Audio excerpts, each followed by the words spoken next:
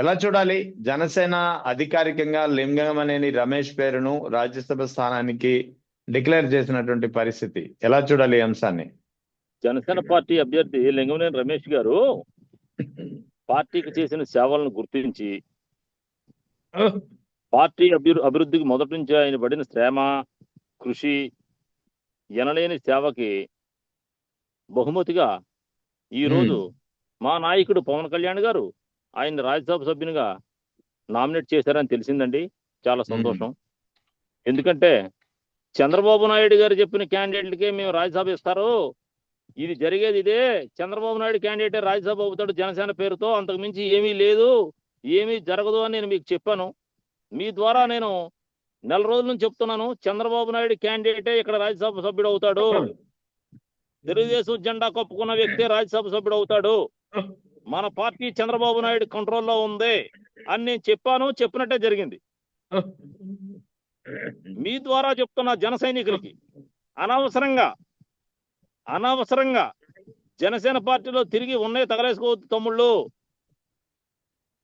ఈ party Chandrababu Naidu B team, Chandrababu Naidu కంట్రోల్లోనే ఉంది. దానికి నిదర్శనం ఈ రాజ్యసభ సీటు. పవన్ కళ్యాణ్ గారికి ఎవరో దొరకలేదండి.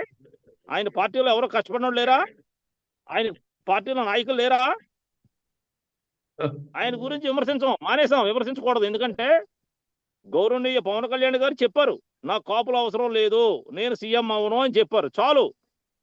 ఈ క్లారిటీ అయినా తీసుకుని జన సైనికులు నష్టపోకుండా ఉంటారని నేను గళమెత్తుతున్నాను. జరిగింది ఏదో జరిగిపోయింది తమ్ముళ్ళు, be careful.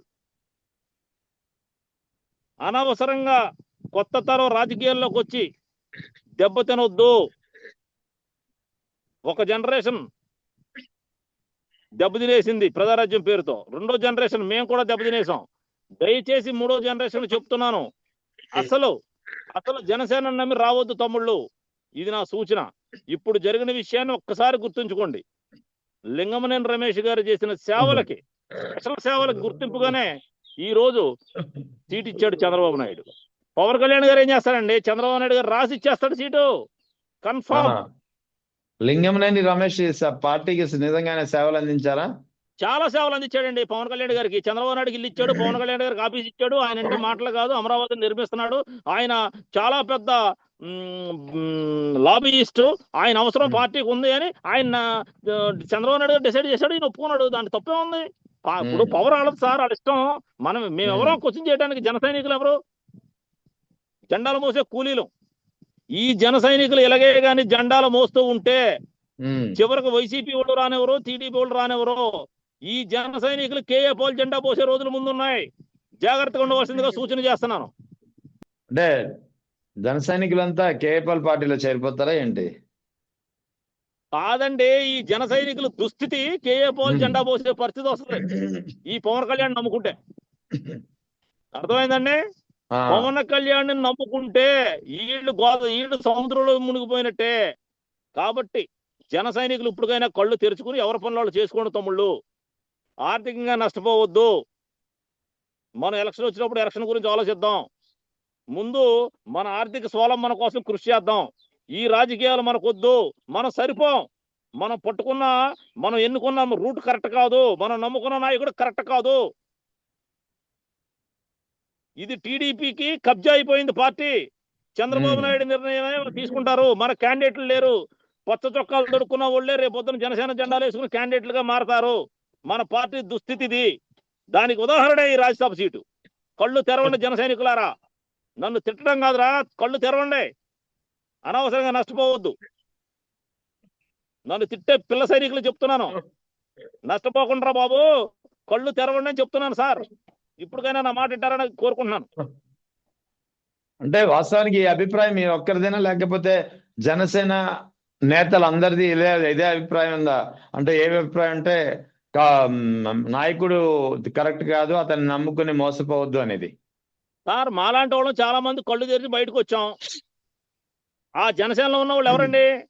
TDP కోవర్ట్లు, Chandrababu Naidu తొత్తులు తప్ప జనసేనలో ఎవరున్నారండి? జనసేనలో నిజమైన జన సైనికులు ఉంటే స్థానిక సంస్థల ఎన్నికలు పెట్టమనండి చంద్రబాబు నాయుడు గారిని. స్థానిక సంస్థల ఎన్నికలు పెడితే వీళ్ళు బండారం బయటపడిపోద్దు. పెట్టమనండి చూద్దాం. చంద్రబాబు నాయుడు గారు స్థానిక సంస్థలు పెట్టే దమ్ముంటే పెట్టమనండి, చూద్దాం. స్థానిక సంస్థల్లో జనసేన ఎన్ని సీట్లు ఇస్తారో చెప్పమనండి. 10 సీట్లు, ముష్టి 10 సీట్లు జనసేనకి వేసి 90 సీట్లలో తెలుగుదేశం జెండాలు మోంచాలని ప్లాన్ లో ఉన్నారు. జరుగుతున్నది ఇది. 90% సీట్లు తెలుగుదేశానికి ఇచ్చి 10% సీట్లు ముష్టి చిల్లర జనసేనకి ఎంగిలి మెతుకులు ఎదిల్చి జన సైనికులతో జెండాలు మోంచాలని కుట్ర ఈ రాష్ట్రంలో జరుగుతుంది. జన సైనికులు మేలుకోవాలి. డైరెక్ట్ అయిపోయాం, ఇక భయం లేదు. ఈ రోజుతో పవన్ కళ్యాణ్ నిస్వరూపం తెలిసిపోయింది. ఆయన పార్టీని నడపలేడు, ఆయనకు అంత సమర్థత లేదు. ఆయనే చెప్పాడు నీ సీఎం అయ్యే క్యాపబిలిటీ లేదని. ఆయన చంద్రబాబు నాయుడు సీఎం చేయడం కోసమే పార్టీ నడుపుతున్నాడు. కాబట్టి జన సైనికులందరూ తెలుసుకుని వాళ్ళ వాళ్ళ పనులు వాళ్ళు చేసుకుని వాళ్ళ జీవన గమ్యం ఎత్తుకోవాల్సిందిగా కోరుచున్నాను. మంచి మనసుతో చెప్తున్నాను సార్. నేను విమర్శించట్లేదు. పవన్ కళ్యాణ్ గారిని విమర్శించే అవసరం లేదు. ఆయన క్లారిటీ ఇచ్చాడు. నేను కాపుల కోసం లేను అని చెప్పాడు. కాపులు నాకు హక్కలేదని చెప్పాడు. సో మీ క్విట్.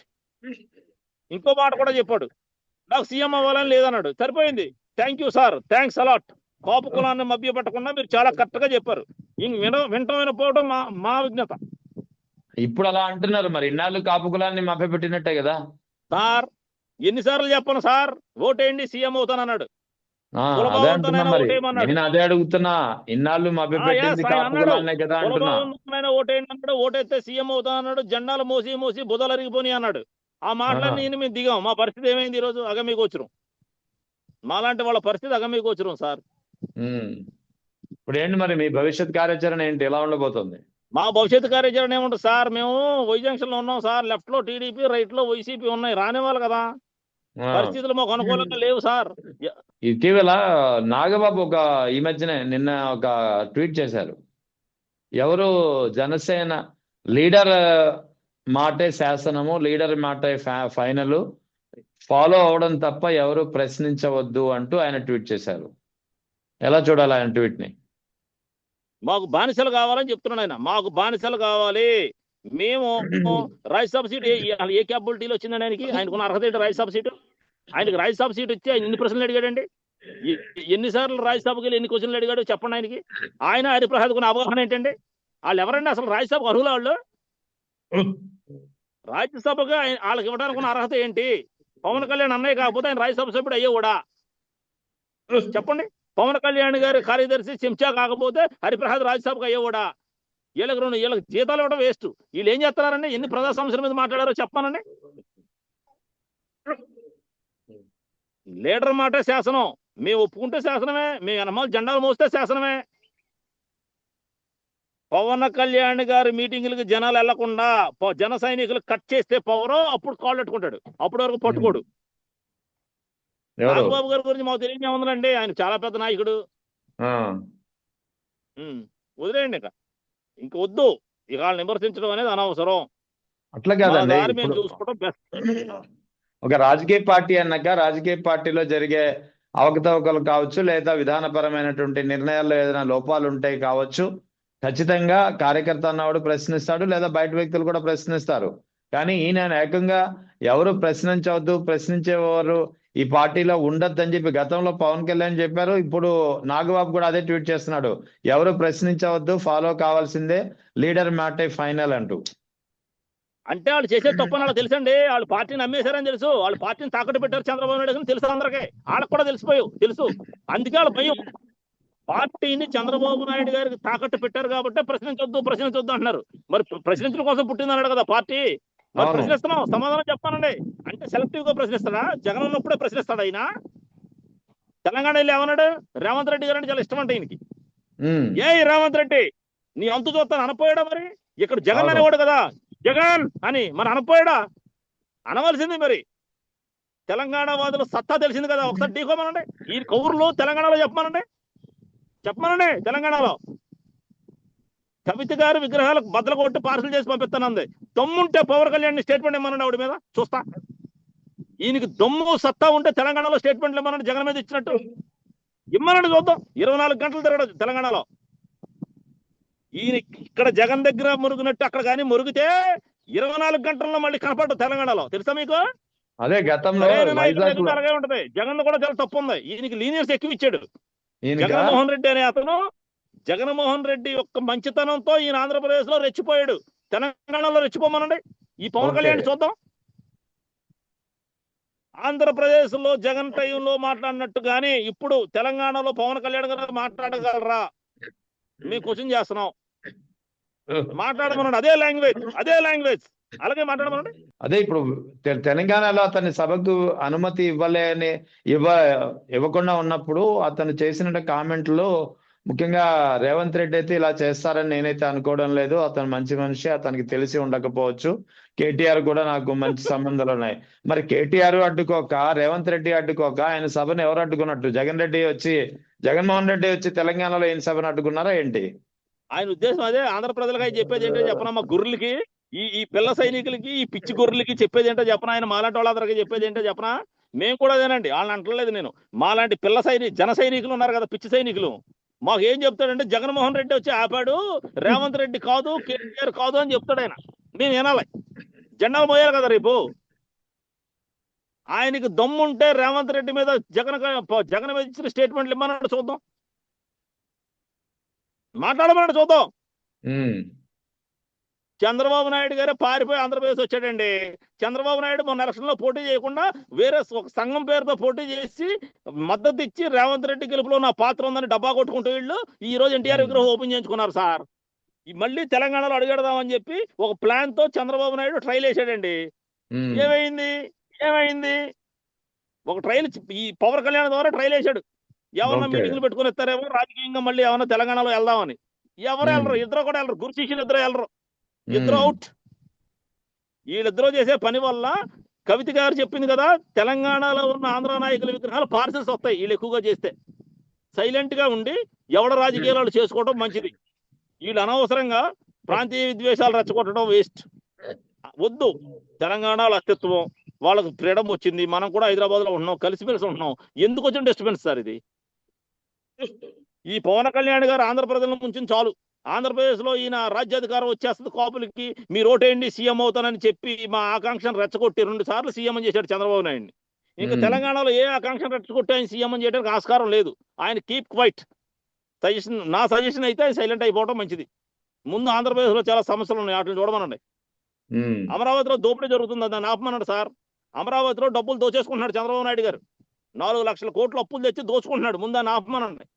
నిన్న కేబినెట్ సమావేశంలో కూడా కాసేపు కూర్చొని ఒక 15 నిమిషాలు కూర్చొని, మొన్న కేబినెట్ సమావేశం జరిగింది, కేవలం ఒక 10-15 నిమిషాలు కూర్చొని వెన్నునొప్పి ఉందని చెప్పి ఆయన పవన్ కళ్యాణ్ వెనక్కి వెళ్ళిపోయారట.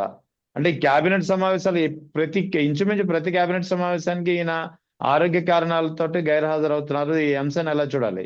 ఏమీ లేదండి, ఇంపార్టెంట్ డిసిషన్ తీసుకుంటే అవి ఏమన్నా రాంగ్ అయితే నాకు సంబంధం లేదని చెప్దామని. ఎవరో తెలియదు సార్, అక్కడ తీసుకునే నిర్ణయాల్లో ఏమన్నా రాంగ్ ఉన్నాయనుకోండి, నేను లేను, నాకు తెలియదు, నేను బయటకు వచ్చానని చెప్పడానికి. అది అడ్మినిస్ట్రేషన్ మీద గ్రిప్ ఉంటాయి కదా ఆయనకి అడ్మినిస్ట్రేటర్ మీద నేర్చుకోవాలని తపన లేదు, ఆయనకి తెలియదు, గ్రిప్ సంపాదించుకోవట్లేదు. ఏమనంటే నాకు అనుభవం లేదంటాడు. ఇక దాని గురించి మనం ఏం డిస్కస్ చేస్తాం సార్, అది ఆయన ఇష్టం. చదువుకున్నారట కదా, చాలా చదువుకున్నాను నేను, ఆయన అంటున్నారు ఆయన. మరి ఆయనకి అడ్మినిస్ట్రేషన్ మీద గ్రిప్ లేకపోవడం ఏంటి? మరి ఆయన ఏం చదువుకున్నాడో మాకైతే ఖచ్చితంగా తెలియదు సార్. మరి ఆయన ఏం చదివాడో మాకైతే ఖచ్చితంగా తెలియదు. దాని గురించి మేము ఏం చెప్తాం? ఆయన చాలా పెద్ద చదివే చదివి ఉండొచ్చు, మేధావర్గానికి చెందిన వ్యక్తి అయ్యి ఉండొచ్చు, కానీ మాకు తెలియనప్పుడు మేము ఏం మాట్లాడతాం చెప్పండి? అది ఆయన విజ్ఞతగా వదిలేస్తున్నాం. తర్వాత ఈ రాష్ట్రంలో మెగా డిఎస్సిలో పెద్ద ఎత్తున అవకతవకలు జరిగాయని అటు బాధిత అభ్యర్థులు నిరసిస్తున్నారు, ఆందోళన బాట చేపట్టారు. ఇటు వైఎస్ఆర్ కాంగ్రెస్ పార్టీ కూడా దీనిపై క్యాంపెయినింగ్ నిర్వహిస్తోంది. మరి పవన్ కళ్యాణ్ గారు ప్రశ్నించాలి కదా సార్, నిజంగా డిఎస్సిలో మోసం జరిగిందని ప్రతిపక్షాలు చెప్తున్నాయి కాబట్టి మా నాయకుడు ప్రశ్నిస్తే ఈయన వాల్యూ పెరుగుద్ది. మేము కోరుకునేది అది. ప్రశ్నించడు సార్ అని ఆయన ప్రశ్నించడు, చంద్రబాబు నాయుడిని ప్రశ్నించడు, ఆయన సెలెక్టివ్ గా పవన్ కళ్యాణ్ ప్రశ్నిస్తాడు. పవన్ కళ్యాణ్ గారు జగన్మోహన్ రెడ్డిని ప్రశ్నిస్తాడు, చంద్రబాబు నాయుడు గారిని ప్రశ్నించడానికి లేదు. ఆ పార్టీ ప్రశ్నించడానికి పుట్టింది ఎవరిని? జగన్ని. ఆ విషయం తెలుసుకునేసరికి మాలాంటి వాళ్ళ పరిస్థితి అవుట్. మీ దృష్టికి వచ్చిందా మెగా డిఎస్సికి సంబంధించిన అవకతవకలు? ఏదో జరిగింది అంటున్నారు సార్. ఇప్పుడు మా ఓటు ప్రశ్నించలేదు, మరి మేము ఏం చేస్తాం చెప్పండి? మా జన సైనికుల పరిస్థితి అక్కడ మీకు వచ్చిరంగా ఉంది, మేము ఏం చేస్తాం? సరే ఇప్పుడు లోకల్ బాడీ ఎలక్షన్స్ లో ఎలా ఉండబోతుంది దీని మొత్తం ఇంపాక్ట్ ఎందుకంటే రకరకాలుగా లోకల్ బాడీ ఎలక్షన్ లో ఏం జరుగుతుందో మీరే చూద్దరు కానీ మేమేమీ చెప్పం. రిజల్ట్ అనేది ప్రజలకు తెలుసు. ప్రజలు ఆల్రెడీ డిసైడ్ అయిపోయారు. ఉమ్, చంద్రబాబు నాయుడు గారు తెలుసు కాబట్టి local body election post phone చేస్తున్నారు. పెట్టమనండి. పవన్ కళ్యాణ్ వైఖరి ఎలా ఉండబోతుంది? ఎలా ఉన్నా సార్ తెలిసిపోద్ది కదా సార్. రిజల్ట్ చెప్తారు కదా. రిజల్ట్స్ వచ్చేసినప్పుడు తెలుస్తుంది. ఇప్పుడు మేము అనవసరంగా పవన్ కళ్యాణ్ గారిని ఆ విషయంలో బ్లేమ్ చేయదలుచుకోలేదు. ఆయన ఉమ్, చాలా ప్రజల మద్దతుతో ఉన్నాడు. చాలా బాగా పనిచేస్తున్నాడు. బాగా కోచింగ్ చేస్తున్నాడు. కాబట్టి ఆయన ఇప్పుడు రాజ్యసభ సీటు కూడా కష్టపడిన వాళ్ళకి ఇచ్చాడు. కాబట్టి స్థానిక సంస్థల ఎన్నికల్లో కూడా చాలా మంచి రిజల్ట్ అవుతుందని మేమైతే అనుకుంటున్నాం జనసేన తరఫున. చూద్దాం ఏం జరుగుతుంది. చాలా ఇంతకీ బాగా మీలా- రావచ్చు రిజల్ట్. ఇందుకే మీరు ఫైనల్ గా ఈ జరుగుతున్నటువంటి రకరకాల పరిణామాల నేపథ్యంలో జన సైనికులకు మీరు ఇచ్చే సూచన ఏంటి? నేను జన సైనికులకు ఇచ్చే సూచన ఒకటే, బ్రదర్, మనం రాజకీయాలకు దూరంగా ఉందాం. మనం నమ్ముకున్న నాయకులు పరిస్థితి బాగోలేదు. మన పార్టీ టీడీపీ కబ్జా అయిపోయింది. ఈ తరుణంలో మనం అనవసరంగా రాజకీయాల్లో దిగి ఉన్నది పోగొట్టుకోవద్దు. మన ఆర్థిక స్వావలంబన కోసం మనం ట్రై చేద్దాం. ఎలక్షన్ టైంలో మనకి ఏ పార్టీ మనకు అనుకూలంగా ఉంటే ఆ పార్టీలోకి మనం పోదాం. అంతే తప్ప ఈ జనసేన జెండాలు మోసి జెండా కూలీలుగా మిగిలిపోవద్దు. నాయకులుగా మారి డబ్బులు ఖర్చు పెట్టుకోవద్దు. ఇది నా సలహా. ఇందులో తప్పు ఉంటే ఐఎమ్ సారీ. మీ ఛానల్ ద్వారా జన సైనికులు నేను చేస్తున్న రిక్వెస్ట్, ప్లీజ్ మీరు ఈ రిక్వెస్ట్ ని 10 మందికి చేరేలా చేస్తే కొంతమంది కాపాడిన వాళ్ళు అవుతారు. దయచేసి మీ ఛానల్ ద్వారా నేను చేస్తున్న ఈ రిక్వెస్ట్ ని 10 మందికి చేరేలా చూస్తారని మిమ్మల్ని కోరుకుంటున్నాను సార్.